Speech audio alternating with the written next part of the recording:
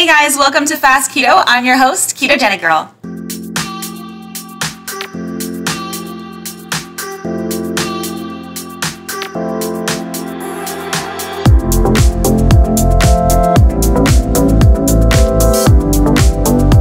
Hey guys, welcome to this episode of Fast Keto. I am absolutely overjoyed to have Suzanne Ryan joining us today. She is someone that I feel privileged to call a friend, and her and I got to connect through this whole incredible journey of being book authors with Victory Belt. I was able to meet her for the first time in San Francisco during my book tour, and then we did a joint book tour together, book signing in Seattle in February. We just had an instant connection and chemistry, and obviously a lot in common being book authors in the keto space. But I really admire Suzanne. I think she is an incredible woman, and she has inspired so many people on her keto journey. If you don't know about her, she has been on a ketogenic diet since about January of 2015, and she lost over 120 pounds altogether from following keto. She had failed at a lot of different methods of losing weight, different diets that she had tried over the years, and keto really completely changed her life. So she started sharing her journey and encouraging others with tips and recipes and sharing her story through her YouTube channel under Keto Karma. She also was sharing and continues to share through her Instagram as well. She just released a book called Simply Keto, which you may know of. It's a fantastic cookbook filled with some super delicious keto recipes. They're really yummy and nutritious and mouth-watering, like her Tuscan chicken that we talk about a little bit in the interview. I think that you'll really enjoy tuning into this episode as we talk about so many different aspects of keto, everything from being a mom and following a ketogenic diet and having young children. What are some of her best tips for getting over food addiction? What is it that made keto really work for her? And what is it about it that really sustained that weight loss for her when she had tried so many different diets? So we talk about everything about keto, getting started on it, how to follow it, what maximizes weight loss, and also the mindset shift that needs to happen in order to do keto successfully. So I think that you'll really get so much out of this episode. It's absolutely packed with great tips.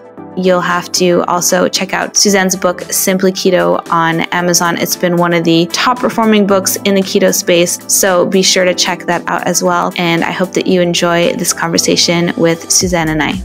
A few disclaimers. By listening to this podcast, you agree not to use this podcast as medical advice, as I am not a qualified healthcare provider. The information presented on this podcast is for educational purposes only. Ketogenic Girl is not qualified to provide medical advice. Consult your own physician for any medical issues that you may be having. This entire disclaimer also applies to any guests or contributors to this podcast. Prior to beginning a ketogenic diet, you should undergo a full health screening with your physician to confirm that a keto diet is suitable for you and to rule out any conditions or contraindications that may pose risks or that are incompatible with a ketogenic diet. A keto diet may or may not be appropriate for you if you have any kind of health condition, whether known to you or unknown. So you must consult your physician to find this out. Anyone under the age of 18 should consult with their physician and their parents or legal guardian.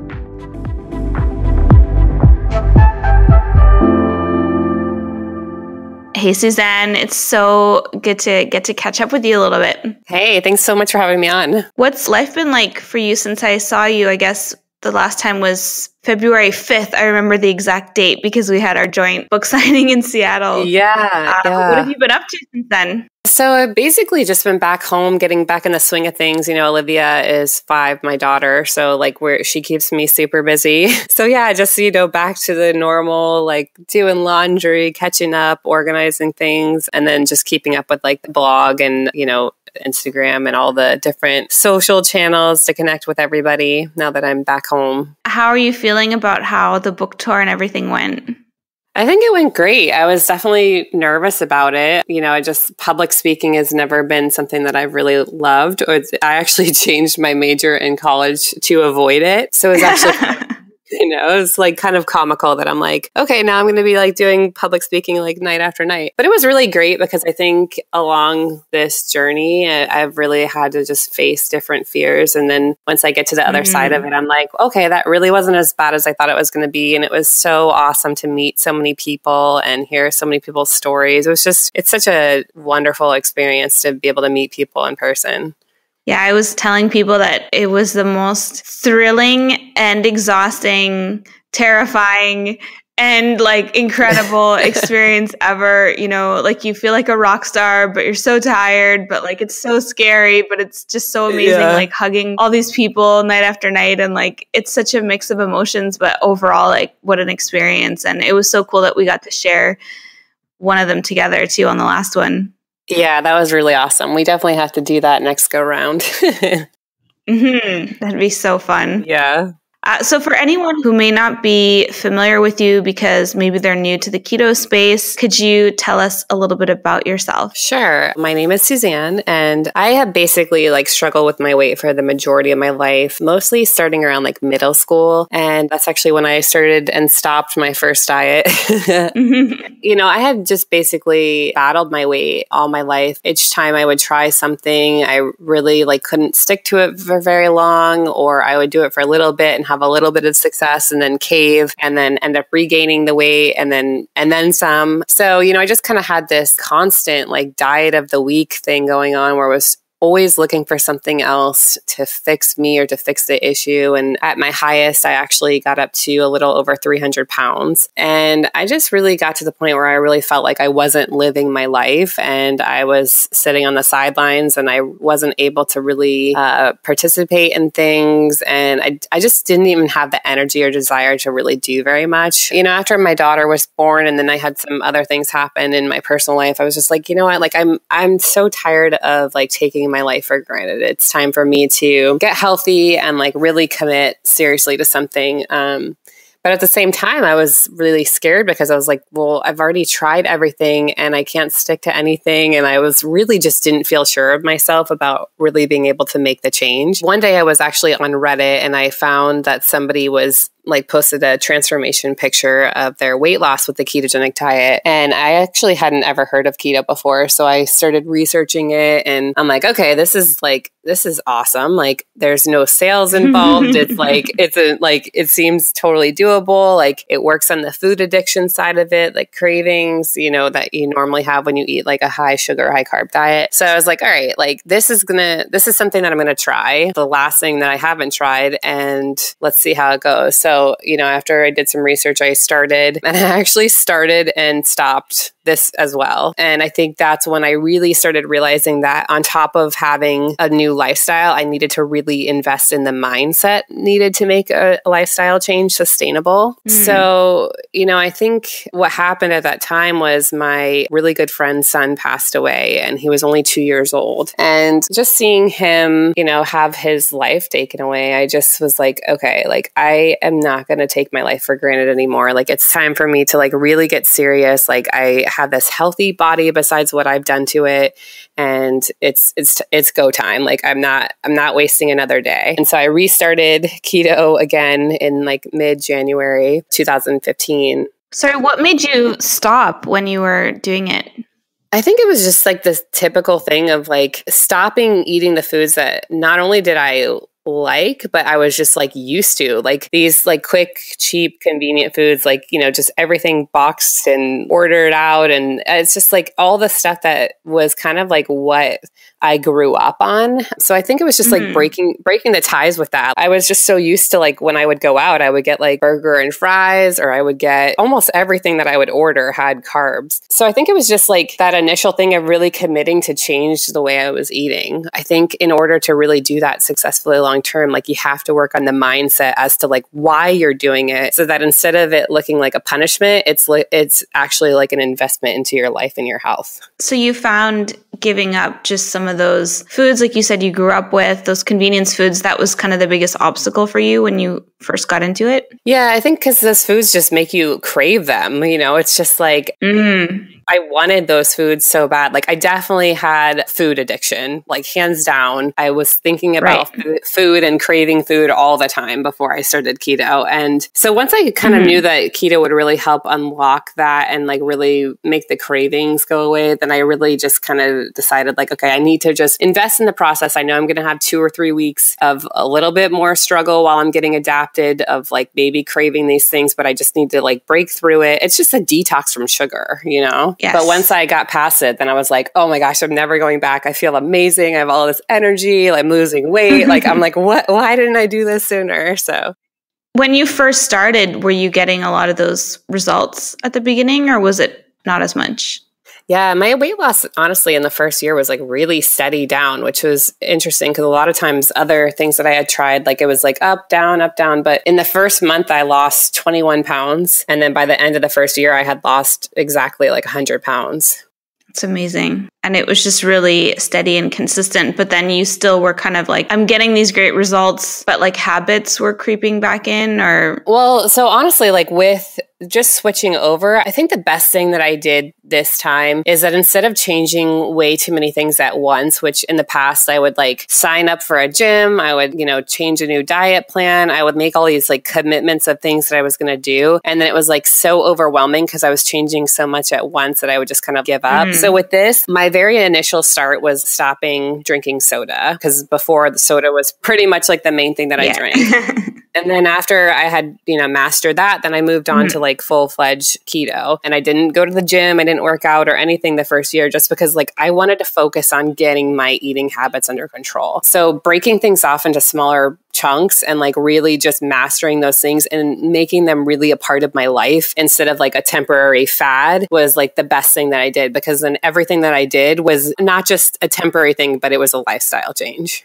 Right. I'm so interested in just kind of unpacking the mechanisms behind the change and the commitment to the change, and what is it that, you know, keeps people going when change is so hard for so many of us. You know, for me, doing keto was doing the exact opposite of everything I had ever done before. You know, it's such a shift to do the opposite of everything you've been living with for so many years, you know, and it's normal to maybe hit an obstacle as you're doing all these new things, like you said, because it's overwhelming and you're doing too much, as opposed to just focusing on like aspect at a time. I really like that.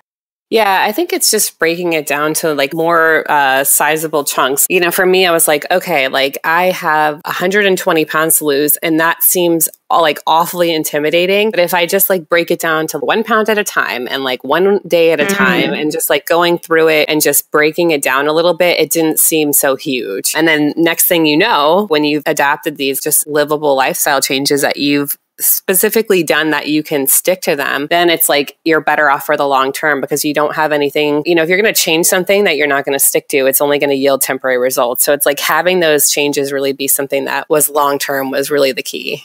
Did you start out by measuring things and tracking things, following sort of a certain amount of carb per day and protein? And like, how did you get started, and what kind of method did you follow? Yeah. So for me, what I did was the entire first year, I tracked my macros. I didn't track my blood ketones or glucose at first, because again, that was just something that like I knew I would want to eventually, but I didn't want the stress of like obsessing over any numbers or anything. So the only thing that I did at first was I did track all of my calories and food the very first year. And the reason that I did that was because I really had no foundation of nutrition. I grew up, you know, with mostly just like my dad was like a single dad, and he really didn't know how to cook, and nutrition wasn't something we talked about. So like I literally had to do this tracking so that I could actually find out what was in foods. Like I literally like could not tell you like what were starchy vegetables and what weren't, and what like like how many, like I just had no idea. Like to me it was like it's pizza, like pizza for dinner, ice cream for dessert, like soda along with it. Like that was, so really like for me that was kind of like a school for me, you know, figuring out what nutrition was, specific foods. And it also was really good for me because I definitely had an issue with overeating before. So I kind of really needed that a little bit of guidance as to like, what is like a normal portion size? Like, what should I be eating? So it was kind of it was a great learning experience. And I knew that tracking wasn't going to be something that I was going to do forever, because it gets like really old after a while for me. I know like some people like really like being able to track, you know, maybe that works for them. But for me, I was like, all right, this is a learning experience. Like there's something that I want to get out of this. And then I want to have this be a more just natural day-to-day thing. So that's exactly what I did. And I tracked for a year. But I think about like 6 months in, I started tracking my blood ketones and glucose. And then I was, kind of playing around with different macros to see how things were affecting me, and kind of started geeking out into it and researching it more. Yeah. And then I was really interested and intrigued. So yeah, but my whole thing is keeping it simple, keeping it livable, not obsessing about things, and just having it be really fluid, really peaceful, and easy to stick to. Absolutely. I really think that one of the things I love so much about your approach is how healthy it is, not just in the foods that you eat, but mentally very, very healthy. And I've learned that from spending time with you. You have, such a great way of approaching it that, is just about feeling good in your body and not worrying too much and not obsessing too much about numbers and things, and just making it kind of a focus on loving yourself and intuitive eating. And I just really love your approach, and I love your message. And that's one of the reasons I really wanted to have you on the show, because you have so much to share with people about that.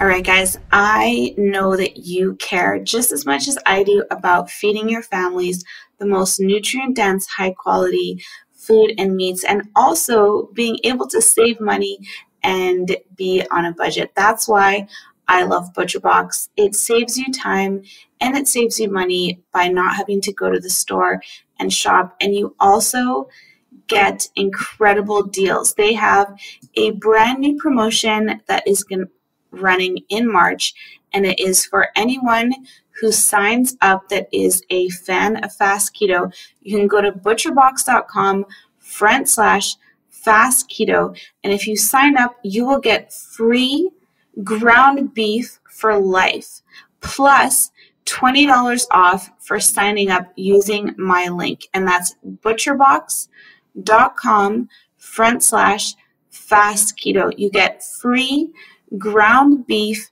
for life. That's 2 pounds of free ground beef in every monthly ButcherBox order that you get for the life of your membership.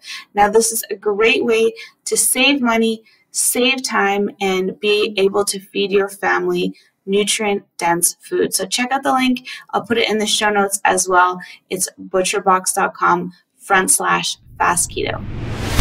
I thought it was really, cool when we did our signing together, because you focused so much on that message. Yeah. And I was focusing more a little bit on biologically, physiologically, what's happening in the body and why keto works. Because that's what helped me, was understanding why, so then when I go back to, say, thinking about something that I used to do for, I was really addicted to sweeteners, the natural ones. And when I would be tempted, to have some, then I would remember the reason why it interferes with my progress. And just knowing the reason all of a sudden was oh yeah, no, I remember now. Well, that's why I'm not doing it, So we talked about how we had such a cool complementary approach to things. Awesome. And I really love how, like I said, healthy your approach is to all of this, and how you've made it such a natural, amazing thing. And it's really cool when you test your ketones and blood sugar, but absolutely isn't necessary for people, right? So I think that if it's something that you want to do and learn more about how your body reacts to things,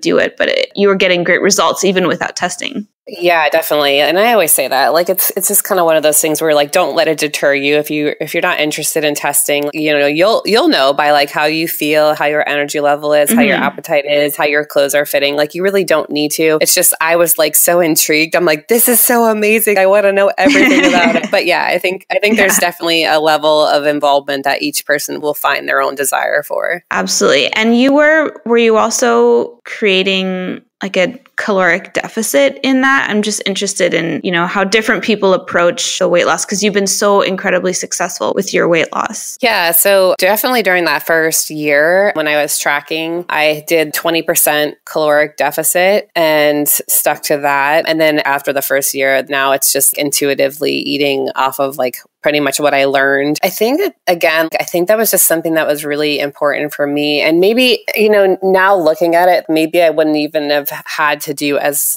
much as 20% for a caloric intake, just because, as you know, when you switch to keto, your appetite stabilizes. You're not constantly craving foods. I think pretty naturally, even for people who don't want to track, you'll find that you're not as hungry as you were before, and that your appetite really is satisfied, and you have a lot of energy to do things. So, but really, I think the main thing for me out of that first year was just tracking and getting that foundation of what was in the foods I was eating. Right. And like you said, there's something called appetite correction, which naturally happens where you become so in tune with your body and listening to it that your body is so satisfied from getting so many real nutrients and real food that suddenly you notice what actual hunger is versus manufactured appetite or those kinds of things. And you really tune into that, which is so cool. Yeah, for sure. Now, what does keto do for you now that you've had so much success with gaining so much health? What's your mindset with it now? I think it's just helped me really be able to fully live and enjoy my life to the fullest. I think, before I always say I was like living on the sidelines of my life. There's so many things that I struggled with. And I definitely am very like open and honest about the fact that like there's still struggles. Like losing weight just doesn't like fix everything like I thought that it would. I definitely had a lot of years of having like low self-esteem and anxiety and things like that, and stuff that I still continue to work on and try to improve. But definitely like keto has just really given me like I always say that it's like a peaceful state. I have a better relationship with food. Like my anxiety levels are a lot better than they used to be. My energy level has increased. Like I just feel so good and so healthy. It's just nice to really be able to feel like I'm eating in a way that supports optimal health for my body. Right. And why is it, do you think, at the end of the day, that of all the different things that you tried over the years, that this is the one thing that really worked for you? Well, I think the main thing really is just the food addiction aspect of it. I think staying away from sugar and carbohydrates that like keep you in that constant craving cycle. Yes. I was literally hungry and thinking about food all the time. And now I still enjoy food and making different recipes and stuff, but it doesn't like rule my life anymore. It's just kind of like, yeah, that was good. Move on. Let's do other stuff. Like where before I was like, all right, like what are we doing for breakfast and lunch and dinner? And like, I literally would, if we would order in food before I started keto, I would open up the to-go boxes or whatever delivery boxes to see which box had like the most food in it so that one was mine. I was so obsessed with food. So to be able to just kind of like have it be, this is something that's going to like nourish my body, give me some energy, and it tastes good. And I don't have the lag afterwards with a sugar crash. Good to go. Let's go to the park or let's go do these other things. It's just so nice. Yeah, it definitely brings in this whole dimension of freedom around food. It's such a deadly combination when you think about it, when you're eating foods, like you said, that perpetuate those addictive cycles because they make your blood sugar rise and then crash, which then makes you focus and think about food so that you can bring your blood sugar back up. I mean, that's a physiological thing that's happening. It's not because you're like personally obsessed with food or whatever. It's because you are in a body that craving and telling you need to have carbs or sugar to bring your blood sugar back up because you crashed so low. And it's really physiological. And you combine that with not giving the body essential amino acids and essential fatty acids that it needs. And it's in this nutrient deprived state. You're, no matter what you do, you're going to be thinking about food. Your body's going to make you think about food. That combination. And then to go from that to having stable blood sugar because you're not eating those, high sugars, like you said, and also nourishing your body so well that your body finally goes, thank you. Like, I'm satisfied. I'm good. And like you said, you can go to the park and move on with life and not be, obsessing about it, which so many of us have experienced that feeling and how unfreeing it is, Yeah. And, I just really felt trapped in my body. I was so uncomfortable, my late 20s, like getting out of bed with like my joints popping, like I was just miserable. Like I just felt like my body was like, okay, like this is the road you're going down. And to really be able to like just like hop out of bed now and run around, like a lot of people say like, isn't it a sacrifice having to not eat these foods? And I'm like, no. Well, let me tell you what the sacrifice is. The sacrifice is being in my late 20s and not being able to move my body. Right. That's sacrificing something. That's sacrificing my life. Yes. This new lifestyle, this is me investing in my health and taking care of myself and really unlocking my best potential. I love that. And I can see how you have that mindset of, I enjoy food, but it's fuel. I remember we went to dinner after the book signing and just the way you ordered like that beautiful halibut and you were just enjoying healthy food. And then, there was so much more to life going on. Life was so much bigger just outside of, what we were having for dinner or whatever. Whereas, I know there was a point when things might have been like very different for both of us if we were like going for dinner at a different time in our lives, which is really, really cool. We used to literally plan our vacations around eating places. And I'm like, what? It's just insane how food focused we were before. My gosh, like we literally planned our vacations around food. What is, so. I love Jim Gaffigan says like holidays are basically just opportunities to eat in different places. I know, right? But yeah, there can be a lot more to holidays than that. I think he was specifically referring to a trip he just did to Disneyland, which can revolve around that a lot. But yeah.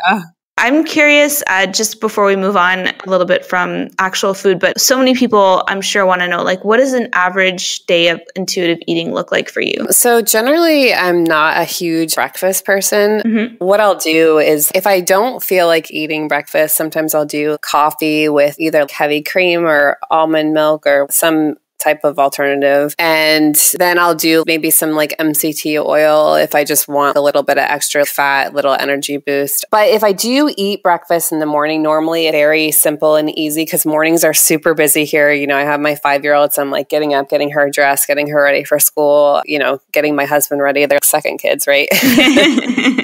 So sometimes I'll just do scrambled eggs and some avocado. So I just keep things very easy in that sense. For lunch, I do a lot of like bunless sandwiches, whether that be a bunless burger or like bunless anything, chicken sandwich with avocado and bacon. And then I normally try to add green cruciferous vegetables or salad every meal. So that's kind of something that I would have on the side. And then for dinner, it's generally like chicken, steak, some kind of like protein, and then a side. Like, I know you love fish, so yeah, I do. Yeah, I do a lot of fish, and it's funny though. I usually order out fish because my husband does not eat fish. Like, he doesn't like the smell of it. Like when you cook it in the house. Yeah, I usually only have that when I go out. Even in San Francisco. I know. Like he's just and before living in San Francisco, we lived in Florida. So we had tons of like fresh seafood there too. And he just can't stand like even the smell of it. Like when I'm cooking at home, normally I don't really cook it. But every once in a while I sneak it in there and then do some air freshener in the house before he gets home.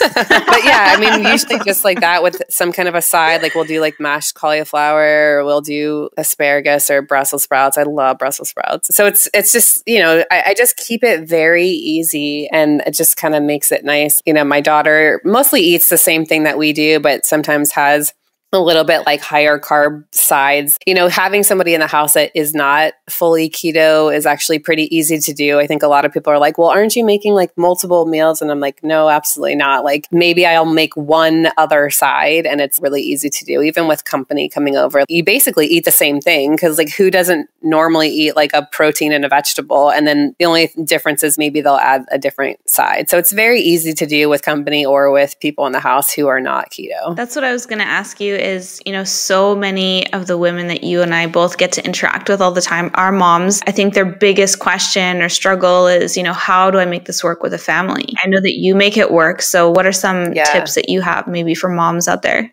So honestly, I would just say like I just try to make it to where it's really simple.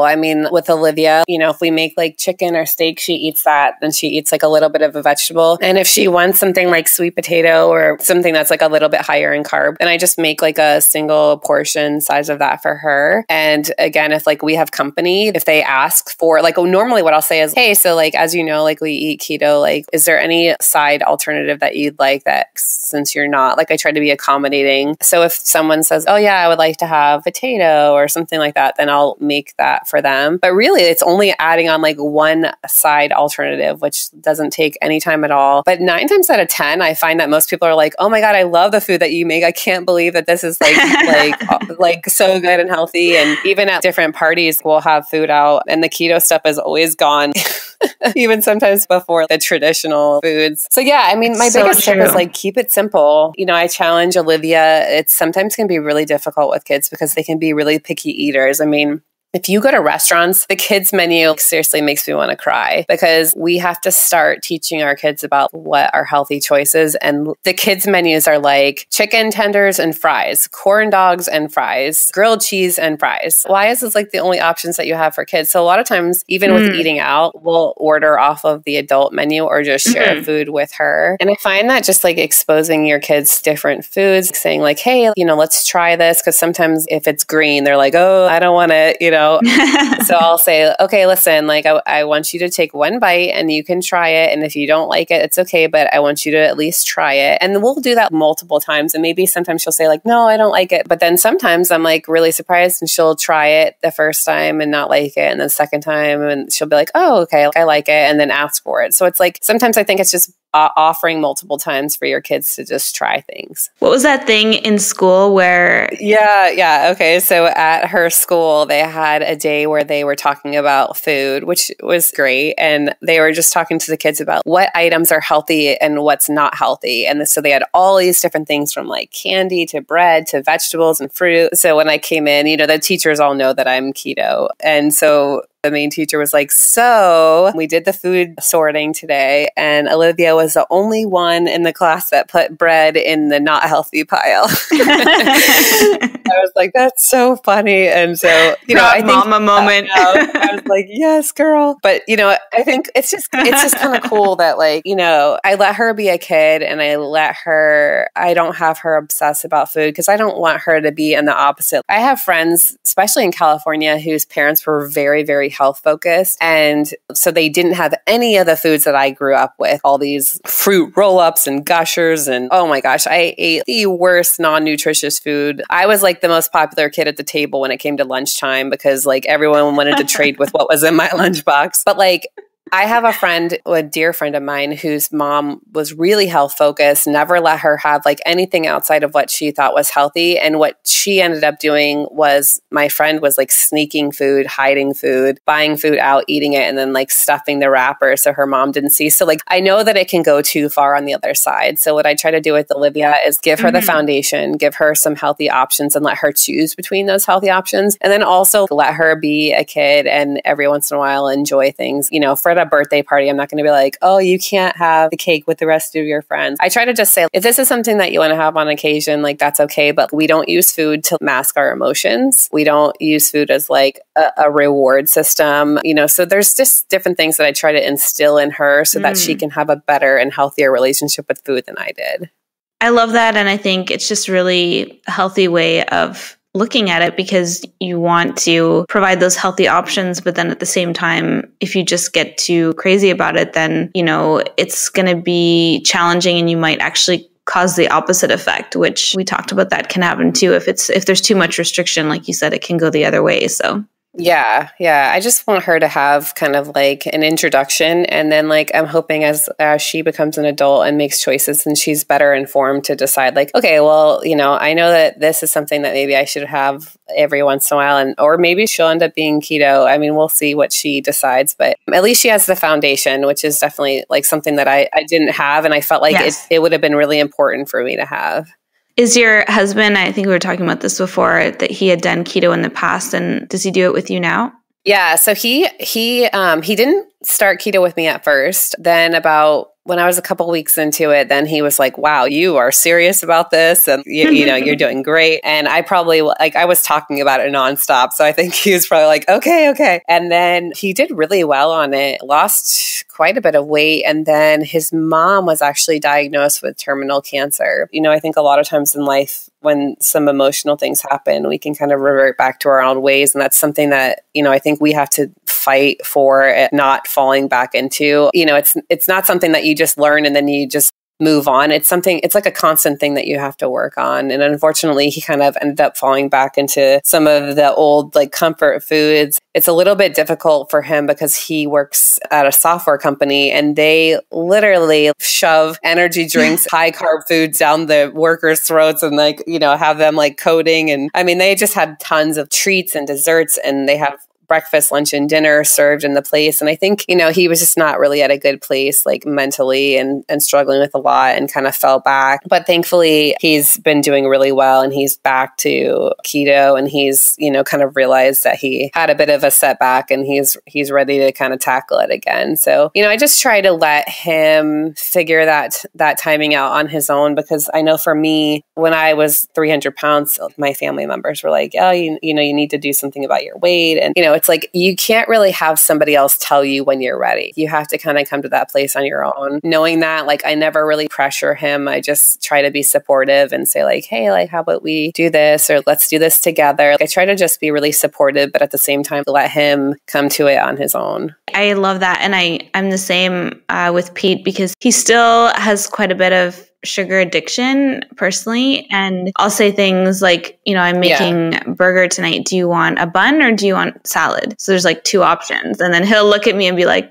I'll do salad, Right. So even though he might really want the bun, maybe bun, but salad instead of fries. So he's making those choices himself, and he knows that I don't care. He knows I'll be stoked if he chooses the salad or, skips the carbs. But, my dad lost 30 pounds and gained so much health just from going off potatoes and orange juice, so like those little things make such a big difference. And it doesn't have to be, perfectly keto all the time in order to get tons of great health benefits. Yeah. So that's a really good approach to with your family. Yeah, I was really excited today because right before this, my dad started sending me these pictures and your mom is making your egg muffins from your book. And I was like, get out of here. And I almost fell out of my chair. And he sent me pictures. I had to see like actual proof. And I posted it on Instagram today, but it was amazing because, my dad's really been leaning into it. But I know for my mom, she didn't grow up with anything close to keto, and change is really hard, when you've been doing something for a long time. And especially my mom looks great.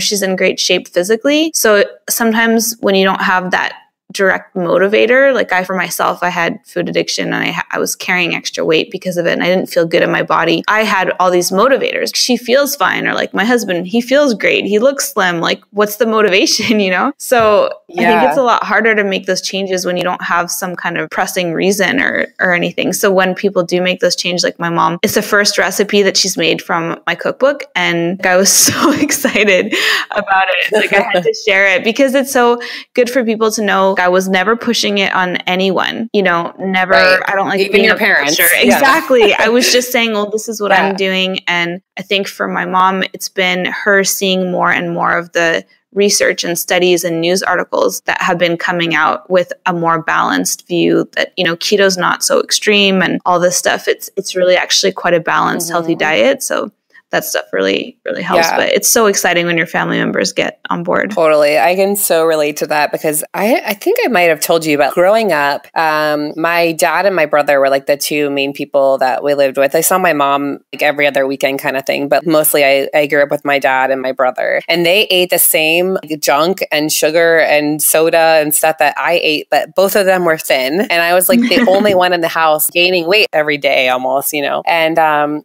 so it was really frustrating for me because it's like, how am I eating the same foods as them? And yeah, I'm gaining so much weight. And like my brother was just like thin and popular. And, I'm like, what the heck?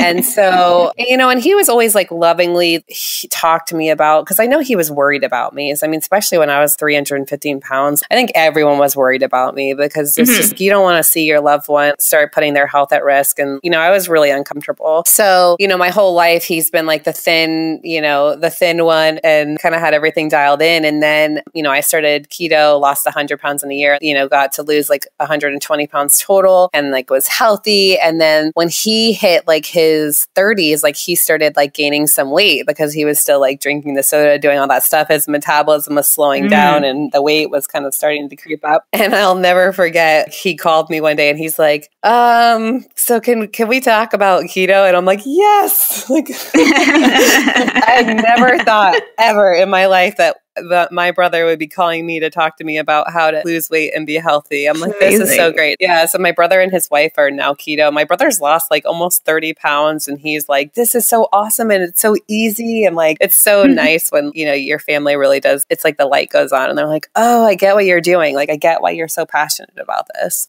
Yes, it's infectious. And then you get excited too because you know all the disease prevention aspects too, where you're like, I want everyone I love to live as long as possible and not deal with any disease, you know? So that's super exciting too. I want to get back to food addiction. And we talked a little bit about that. I definitely had candy addiction, sugar addiction most of my life, and refined flour products and stuff. And I want to talk a bit about, you know, part of the equation, like you said, is eliminating those foods so you break the physiological cycle. But what for you was the psychological shift that you made in order to help you get away from food addiction? Yeah, so I think the psychological shift is something that like really I like to talk a lot about now. I think when I started, I didn't realize how important it was. And then more and more as I like go into it, I realize like how huge it is because, you know, I always say like, the most perfect plan in the world isn't perfect at all if you don't have the mindset to stay on track and to like really do what you've set out to do. So I think really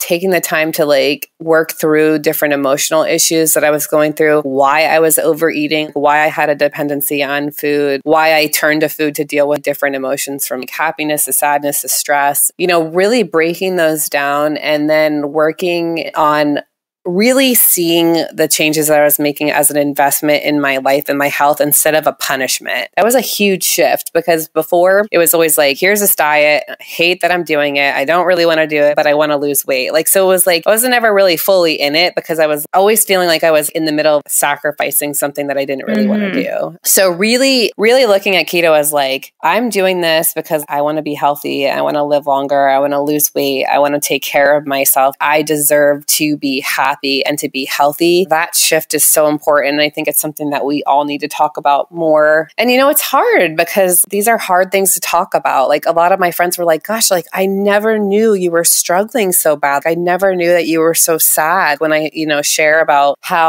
what things I was going through at the time, people are like, you always had like a smile on your face. And, you know, like we had no idea. And I think that it's just, I really try to encourage people to talk about things, even if it's just people like online, like Instagram is really great for that. Just sharing how you're feeling, really opening up and working through those emotions is just so important.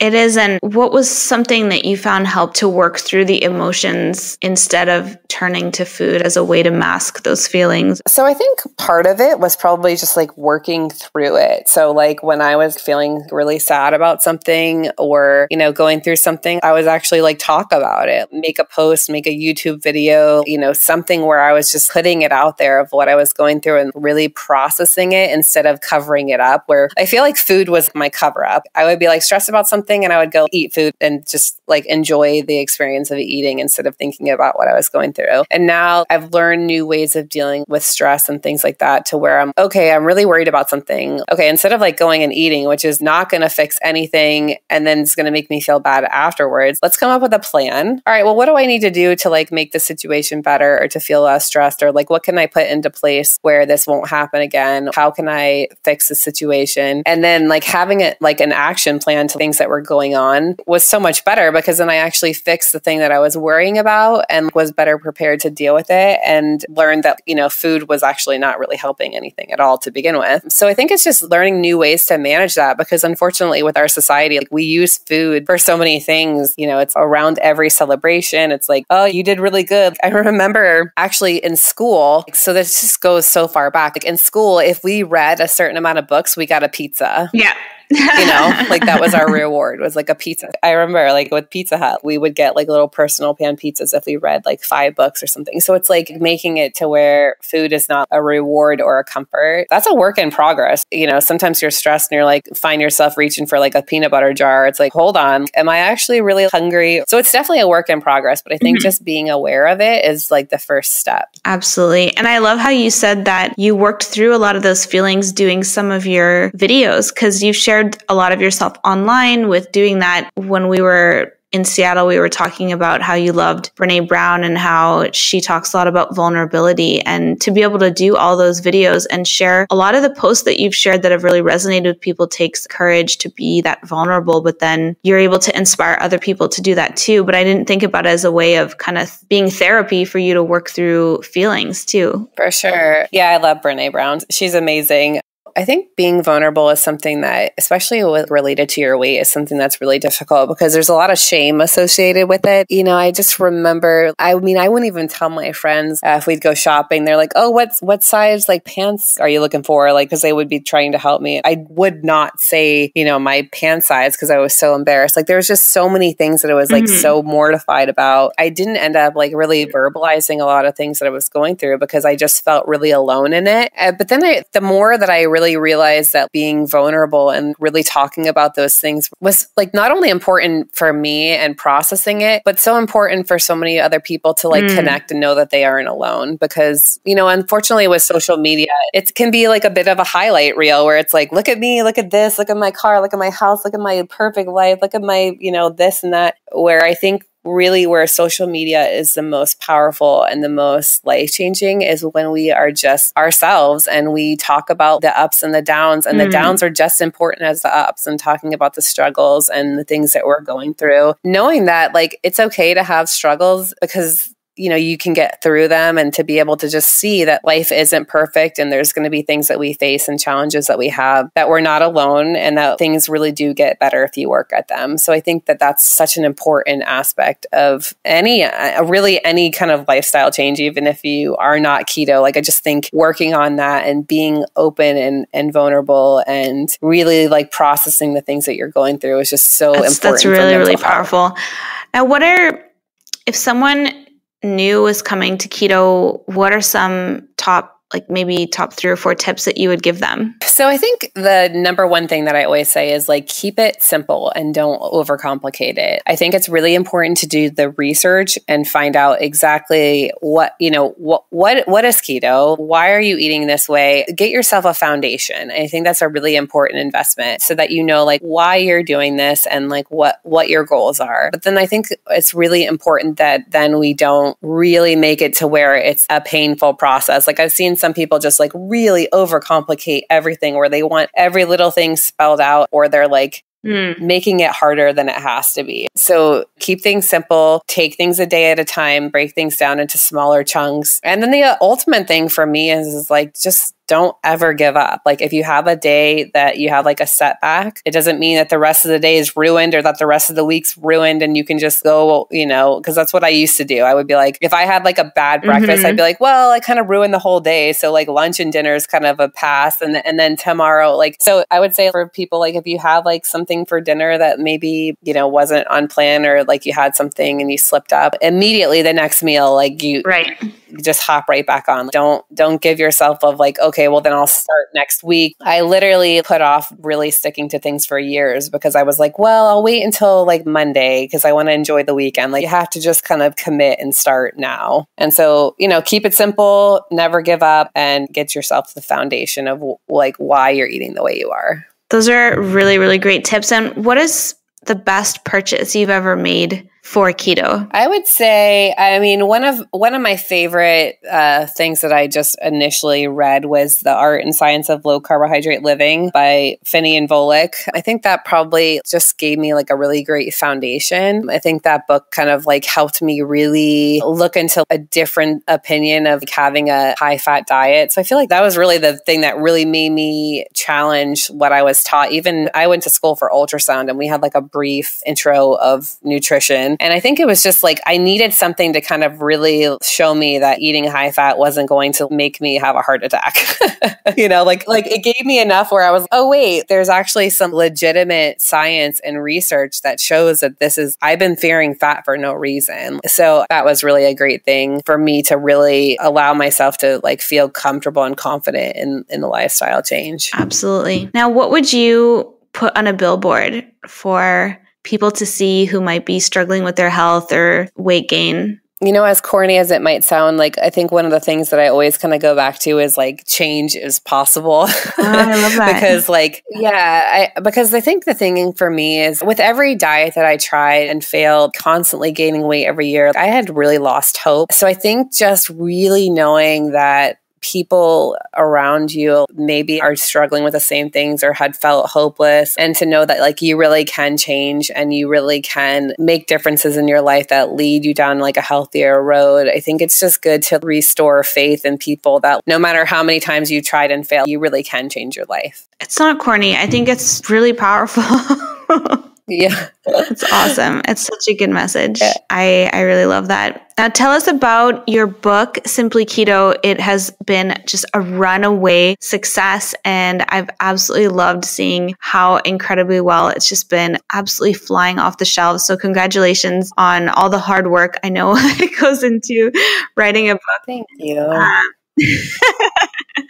But I've just been so impressed with how well it's been doing. And tell us a little bit about it for someone who might not be familiar with the book. My biggest goal in writing the book was really to do exactly what the title says, is to like really simplify things down for people. So basically it starts off with my story, talking about my struggles with weight, talking about different things that I went through in my life, and then finding keto, and then how things started changing after that, and kind of walks through my entire weight loss journey. And then after that, I talk about what keto is, how to start it, how to test for it, like how to simplify it, how to make it livable, with like a bunch of just questions that I get a lot from the blog or from email. So I just kind of like answered everything that I most commonly hear to walk people through like what it is and how to be successful. And then there's over 100 recipes and in the back of just easy, like family friendly, not complicated, simple recipes in the back. And what are your top 3 favorite recipes from the book? So for breakfast, I would say my favorite is cream cheese pancakes that Olivia and I make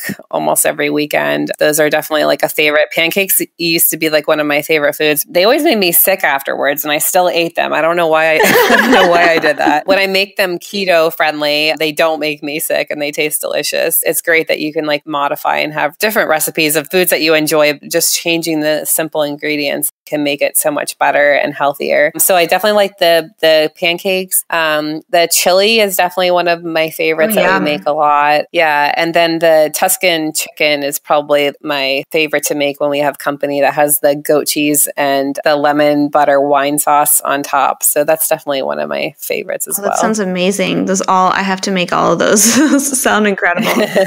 We need to live closer so we can like do dinner at each other's houses. That would be so much fun. Like keto meetup dinners and stuff. That'd be awesome. It'd be so fun. You've been doing so many exciting things. It's been such an incredible year for you, but what are some exciting projects or things that you're working on? So I just have like a lot of things in the works. I'm trying to, I have the blog where I'm really trying to put more information on there that's helpful for people. And we're doing lots of more recipes, just easy, simple things like that. And then we've actually we keep kicking around, my husband and I keep kicking around doing a podcast as well, just to talk also from the guy's perspective and cool. As a couple, what things are like. Yeah. So we've we have a lot of things kind of in the works. Mm-hmm. There's some secret stuff coming up too, but everything is just going, I know. So yeah, I mean, everything is just going really good. And I just feel really thankful to be able to be in this space to help people, especially it's so nice for it to